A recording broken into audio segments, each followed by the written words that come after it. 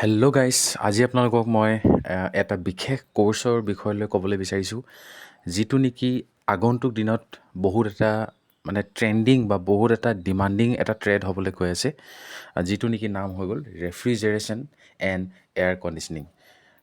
যিহেতু শীতৰ প্ৰকোপ বাঢ়ি গৈছে আৰু আপোনালোকে গম পায়, এতিয়া কি হ'ব, ইণ্ডাষ্ট্ৰীবিলাকেও এই RNAC বোলা ট্ৰেডটো খুব বেছি সিহঁতি একুইজিশ্যন কৰিব, সিহঁতক দৰকাৰ হ'ব।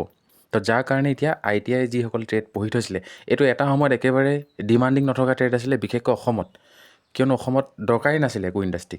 কিন্তু এতিয়া লাহে লাহে এই ট্ৰেডটোক হাউচিং এৰিয়া থকা কোম্পানী বা কিবা ইণ্ডাষ্ট্ৰিয়েল সেনেকুৱা এৰিয়াবিলাকত এতিয়া এই RNAC পষ্টটো বহুত বেছি ডিমাণ্ডিং হৈ পৰিব লাহে লাহে। আৰু RNAC অইল ইণ্ডিয়া বা ONGCটো আগতে নোলাইছিলে বিলকুল জিৰ', একেবাৰে নোলাই, বহুত বছৰ ল'ৰা পঢ়ি থাকিলে। এতিয়াতো এনেকুৱা হৈ গ'ল, ITI ট্ৰেডতো গভৰ্ণমেণ্ট ITIবিলাকতো RNAC নাথাকে, প্ৰাইভেটবিলাকতো নাথাকে, পাবলৈ দিগদাৰ। যেনেকৈ ইনষ্ট্ৰুমেণ্ট মেকানিকৰ ডিমাণ্ড নাছিলে প্ৰথমে, এতিয়া লাহেকৈ ডিমাণ্ড উঠি গ'ল। ঠিক একেদৰে কিছুমান ট্ৰেডৰ এটা ছিজন আহে।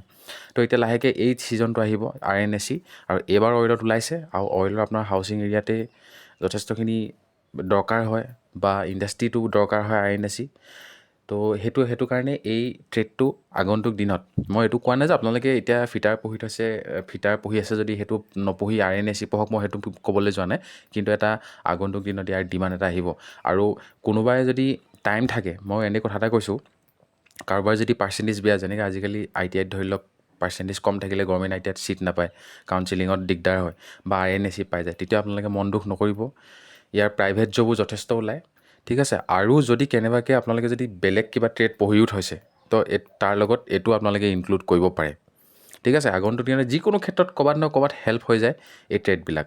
ঠিক আছে। গতিকে এই RNAC বোলা বস্তুটো যদি আপোনালোকে প্ৰাইভেটতো কৰিম বুলি ভাবিছে, অকল বোলে অইল ইণ্ডাষ্ট্ৰী নহয়, লগতে মই প্ৰাইভেট জবো ক'ৰবাত কৰিম বুলি ভাবিছে, যাম বুলি ভাবিছে অসমৰ বাহিৰত, তেতিয়াহ'লে RNAC খুব এটা ভাল ট্ৰেড আৰু খুব এটা ডিমাণ্ডিং ট্ৰেড এটা হ'বলৈ গৈ আছে আগন্তুক দিনত। ঠিক আছে। এইটো জাষ্ট মই আপোনালোকক, যিসকল RNAC পঢ়ি থৈছে কিন্তু মনত দুখ আছে, সেইসকলৰ কাৰণে মই ভিডিঅ'টো বনালোঁ, যাতে আগন্তুক দিনত সিহঁতি দুখ কৰিব নালাগে। আগন্তুক দিনত আৰু সিহঁতৰ কাৰণে যথেষ্ট চাকৰি আহি আছে। ঠিক আছে।